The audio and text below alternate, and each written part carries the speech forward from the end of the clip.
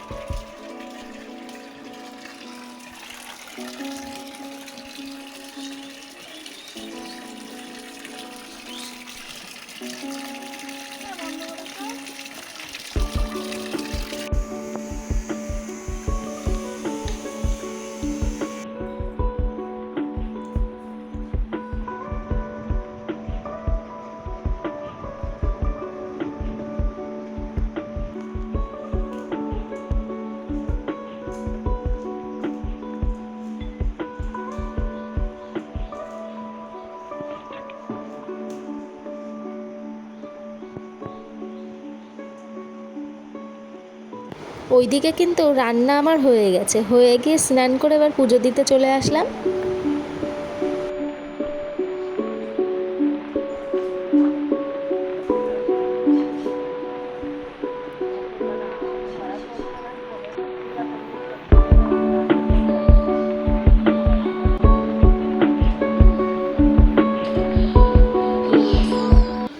সন্ধ্যাবেলা আমি রেডি হয়ে গেছি। পাপানের আজকে বন্ধুর বাড়ির নিমন্ত্রণ রয়েছে, তার জন্য আমরা দুজনাই, পাপান আর আমি দুজনাই চলে যাব। আজকে পুজো আছে ওখানে। এই ভিডিওটা কিন্তু আমি এখানেই শেষ করছি। পরের দিন কিন্তু বৃষ্টির মধ্যে আমরা কি করে সময় কাটিয়েছি সেটা তোমাদেরকে দেখাবো এই ভিডিওর মধ্যে। না হলে এই ভিডিওটা বড্ড ছোট হয়ে গেছিলো, তার জন্য একটার মধ্যেই দুটো দিয়ে দিলাম। তো এই দেখো, পরের দিনকে আমি আর পাপান আর তোমাদের দাদাভাইয়ের বন্ধু, আমরা এই চারজনে মিলে একটু ঘুরতে বেরিয়েছিলাম টোটো করে। বৃষ্টির মধ্যে যে গাছপালাগুলো এত সুন্দর লাগছিল।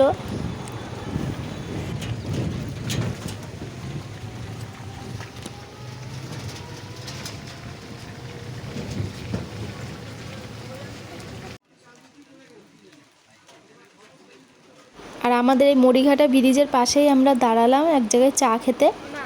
তো পাপান বৃষ্টির মধ্যে যে গেছিলো আইসক্রিম নিয়ে আসতে। খাবি না?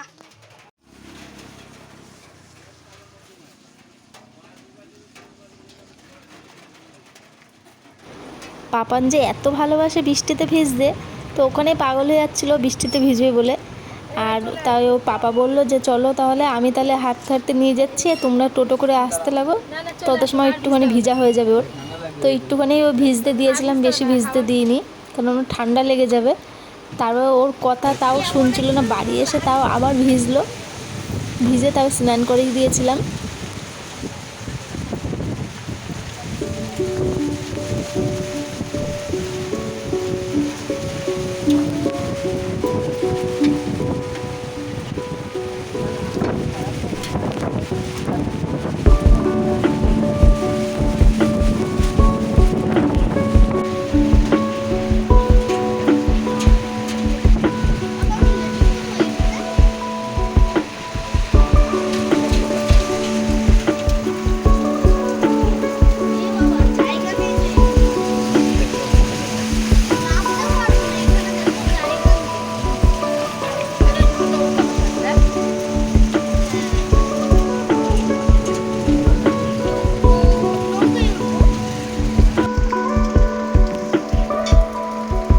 বাড়ি এসে দেখো কি করছি আমরা দুজন। আমাদের পেয়ারা গাছটা খুব তো পেয়ারা ধরেছে, গাছ ভর্তি পেয়ারা, ডাল একদম ভেঙে পড়ছে। তো ডাল ভাঙলেও কোনো ক্ষতি ছিল না, কিন্তু উপড়ে মাটি উপড়ে পড়ে যেত গাছটা। তার জন্য গাছটাকে বাঁচানোর জন্য, রাখার জন্যই আমরা পুরো মাথাটাই কেটে দিতে হলো। পেয়ারা গাছের মাথা কাটতে গিয়ে একটা কিন্তু বিপদই ঘটে যাচ্ছিল।